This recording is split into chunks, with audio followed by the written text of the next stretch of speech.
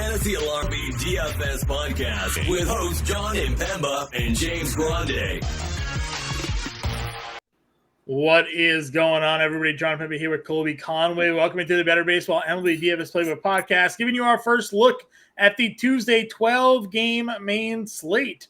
Colby, after an 8-gamer on Monday, we got a fully loaded slate here on Tuesday. Plenty of top-end pitching matchups to play and plenty of top pitching matchups to attack on this slate. It's a beautiful thing, John. I would rather have it that way. Give us a little bit of both. Let us actually have some aces to pick from, and then also give us some of the guys that we like to go against. Definitely some of the guys we like to go against are going to be on this slate, and we'll go over all of that today. Before we do so, again, a quick shout out to our friends over at RT Sports. If you go to rtsports.com/alarm, use promo code alarm23. New users will get a 100% deposit match up to $200. Take part in their DFS Pick'em and DFS contests each and every day over at RT Sports. You can scan the QR code on the screen or click the link in the description to take part in the RT Sports experience today. Breaking down the DraftKings slate here, Colby, 12 games on the board. We do have a couple of weather symbols to take note of. Kansas City, Chicago, two similarly close areas dealing with maybe some rain. So we'll have to tune in at the 5 o'clock live stream to give everybody updates on that situation. When it comes to the main slate pitching-wise, Strider, Castillo, and Snell up all over $10,000 here. Gallen, Eovaldi, and Pepio still up over $9,000. Castillo for sure will be your chalk against Oakland. Do you find any way to get to 12-8 for Spencer Strider against Philly? I don't know if you need to. Looking at first look at this slate, I don't necessarily think you have to. I mean, can you? It's kind of like we talk about Strider's teammates, Matt Olson, Ronald Acuna. We're never going to fault you for paying up for them because on most slates, he's the only guy with a chance at 15 strikeouts. Right. I get it. I'm not going to fault you for doing it. You know, he looked good last time out against Philly, which is encouraging. Had the little blow up start beforehand for which I believe your words on Monday were for no reason, I believe was what I quoted no reason. You as. Absolutely no reason did the Cardinals go out there and just light them up the way they did. Exactly. So I don't necessarily think you have to get the Strider. I won't fault you for doing it. When you go back, I love Blake Snell. Colorado's not good against lefties, bad on the road. So I definitely think you can get to Blake Snell there. He's been pretty good. We were worried about Snell against the Dodgers, and he walks only one in that game and has 8 strikeouts. Go figure. So. For no reason at all, right? No reason at all. He walked one. That's the point of the baseball season we're in now. Stuff happens for no reason. The numbers, they're nothing. All these numbers that we say for stats, they're irrelevant. So, Snell probably goes out there, strikes out 10 and walks 6. That's probably what's going to end up happening. But goes 5 innings, lumbers through 108 pitches, and gets you 30 anyways because of the strikeouts. I would agree. And maybe more people go to Snell, but generally the trend has been this year that if you're facing Oakland, you are the pitcher people are getting to. You have Castillo here. He's obviously been nails. He's faced Oakland, shut them out over 6 in his one appearance against them this year. Obviously, the home road ERAs are a little concerning, but again, in Oakland, I'm not too worried about that. So I'm with you. I think Castillo, Snell, great opportunities to get to.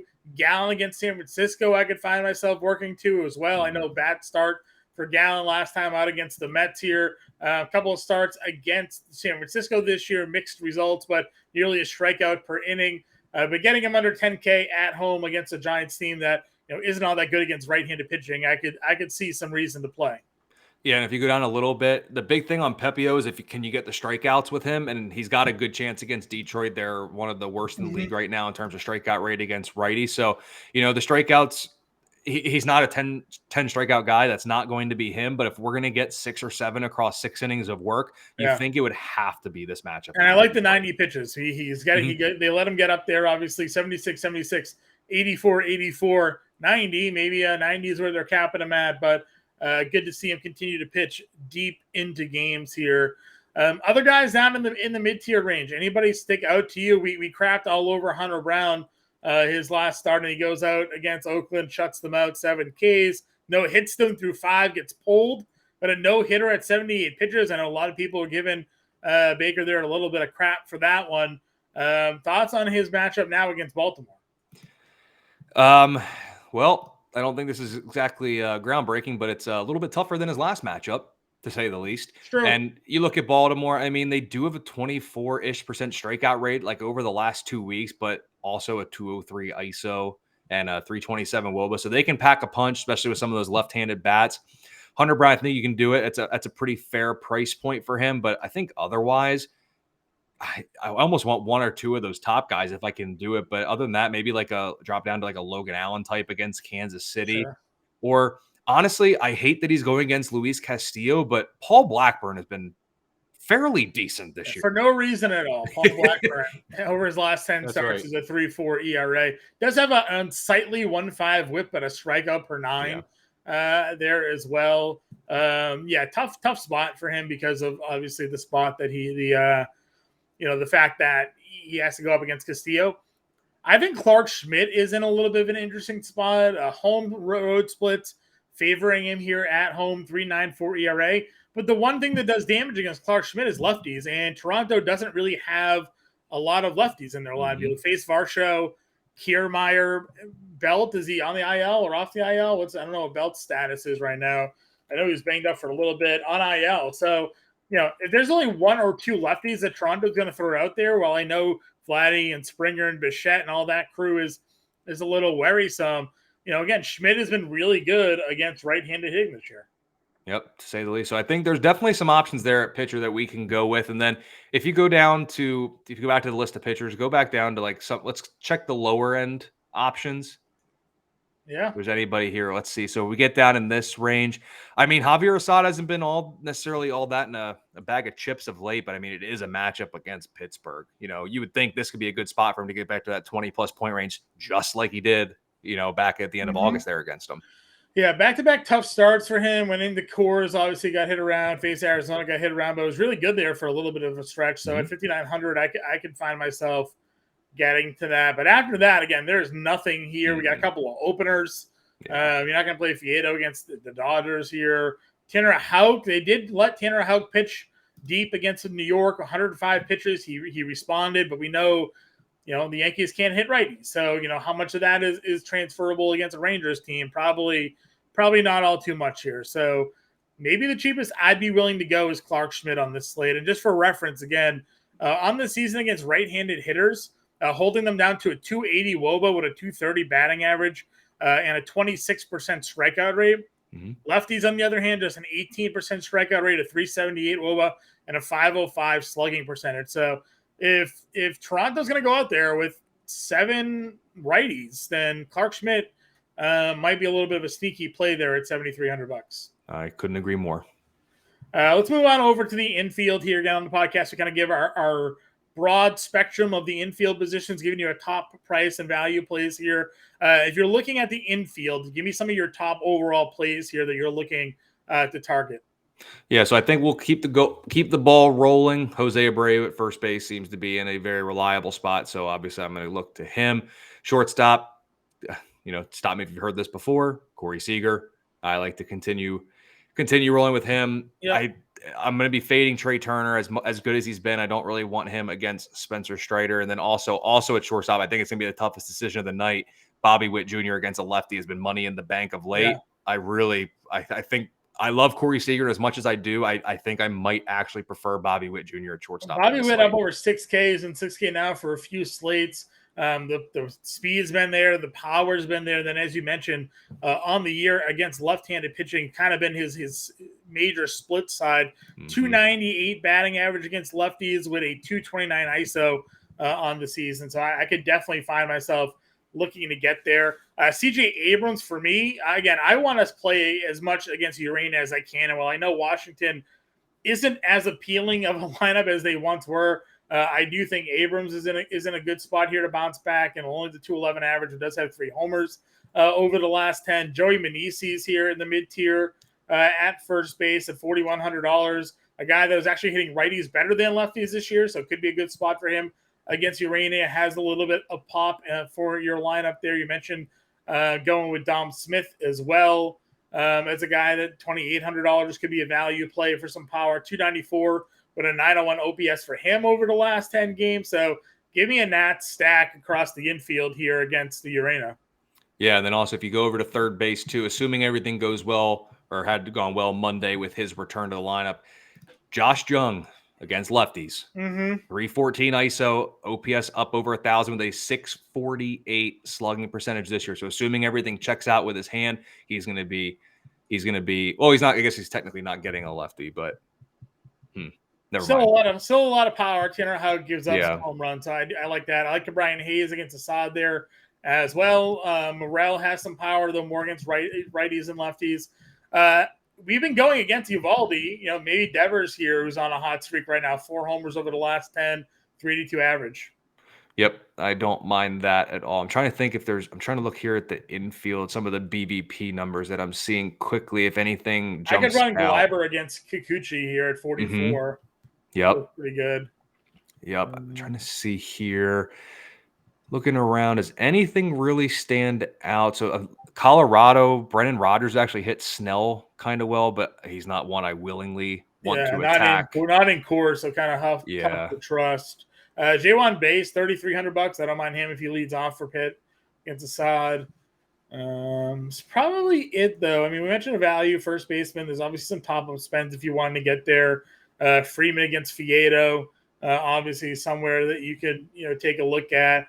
Olsen's going to get Lorenzen as a long reliever, so certainly potential for him to take him deep when they find themselves into some lineup spots. Nathaniel Lowe as well, another guy that I think could do some damage here. Oh, Josh Naylor down there too. He gets a righty. It's been a pretty lucrative spot more often than not. Yes, 100%. All right, let's move on over to the outfield. Take a look what we got going on over here. Again, top end talent: Acuna, Betts, J-Rod, Judge, Bellinger. The whole 9 yards. If you're looking at 55 and 100, 5,500 and above, where do you find yourself? Initial keying in on as like a top play for you. I am struggling between the two. I'm going to say the 2 Houston outfielders, though one of them with an outfielder label is a little bit generous. I think the decision is going to be between Yordan Alvarez and Kyle Tucker going up against Kyle Gibson. I think I would lean Kyle Tucker. He's been pretty good. You save a couple $100 there. So I think of those top guys, I mean, I do love Ronald Acuna as well, but that price tag is whoa. That's pretty good. But I think of those top guys, I think Kyle Tucker is probably my preferred play of these outfielders. Yeah, Gibson this year against lefties, 358 WOBA, 494 slug, 297 batting average. So good opportunity to go ahead and target. Soto against Seabold, I like that one at 57 as well. Working our way down more into the mid-tier range. Ozuna will get Sanchez, then Lorenzen, and fine. Lane Thomas against Urena. Get them all in stacking against the White Sox starter here, so that feels pretty good. If you're not a believer in Hunter Brown's through 5 innings, you have Mullins, you have Santander, some power and bats there.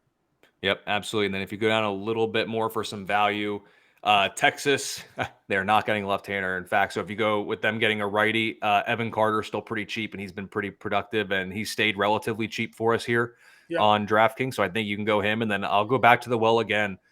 Until a pitcher can stop Mark Canha, he's going to be in my DraftKings lineups. The pricing has not caught up to the recent production, so I'm going to continue to stick with him. Yeah, 3,200, 378, 993 OPS the last 10 games. I like that call. Ryan O'Hearn's a guy that we're always in on. Again, Brown, if you're not a believer, great value for him at first and third base. Wilder Abreu's here at 3,500. He played the other day. Could get in against Evalde. You mentioned Carter already. There's someone else. Outman. I don't mind Outman against Fiedo here at $3,800. Could be a decent value play.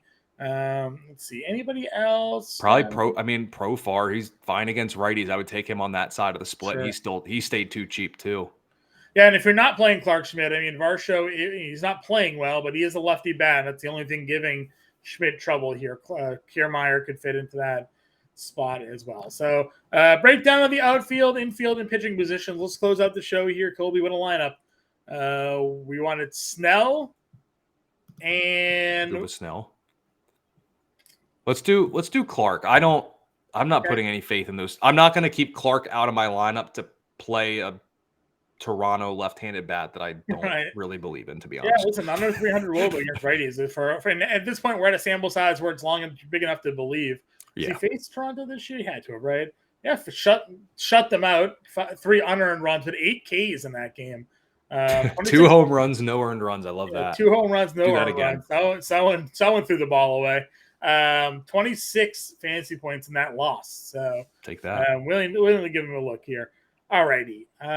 Some of our favorite plays here on the slate. Where do we want to start? Well, of course, we didn't really. Oh, okay. So skip catcher. Okay. So I would say let's get Kyle Tucker in the outfield. Okay. That's the one I like a good bit. Well, I guess at this point, do we just go back to Jose Abreu at first base? Yeah, we'll go Abreu. We'll go Canna. Yep. Is he super cheap? 34, so 37. We have a punt catcher down here somewhere. I'm still okay going with Canby Sino at 33. Ooh, Gabriel Moreno's there. Him or Moreno, I guess, would be the two I'd look at. Yeah. Moreno's 31. Yeah, I would say it's probably. Let's go Moreno at 31. See ourselves a couple extra bucks if we need it. Yep. 39.50. We had another outfielder down here that we were looking at. O'Hearn. I like O'Hearn. Where is he? 35. Yeah, it's good. 41 for second, third, and shortstop. Okay, that's not too bad. It's not bad. I liked. I wanted to get Abrams in my lineup here. Yep. So Abrams is 48. That gives 37.50.